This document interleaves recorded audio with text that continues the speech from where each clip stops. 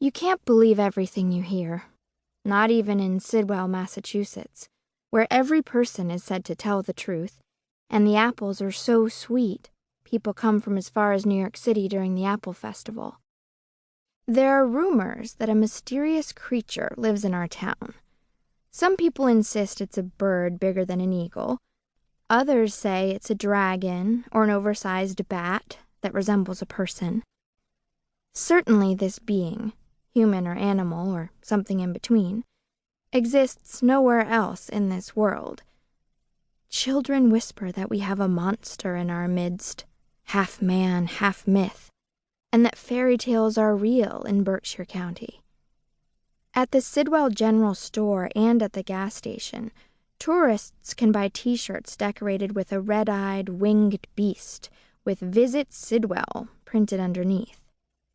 Every time I see one of these shirts in a shop, I casually drop it into the garbage bin. In my opinion, people should be careful about the stories they tell. All the same, whenever things go missing, the monster is blamed. Weekends are the worst times for these odd thefts. Bread deliveries to the Starline Diner are several loaves short of the regular order.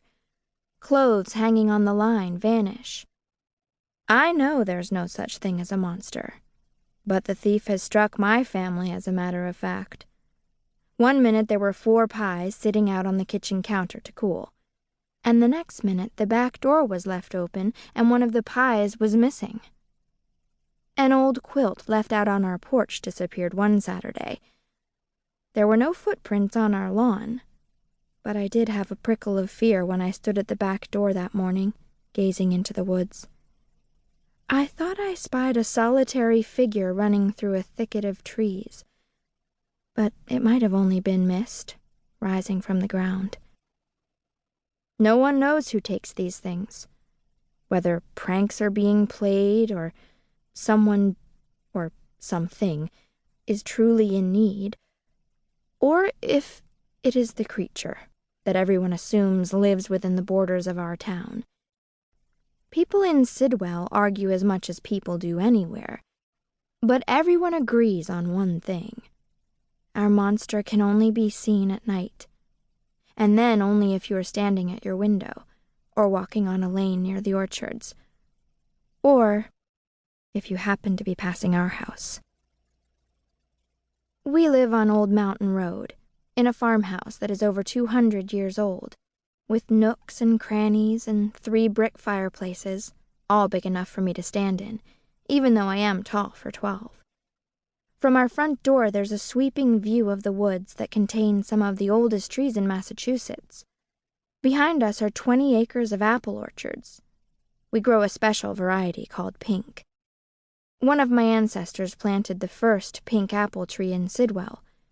Some people say Johnny Appleseed himself, who introduced apple trees all over our country, presented our family with a one-of-a-kind seedling when he wandered through town on his way out west.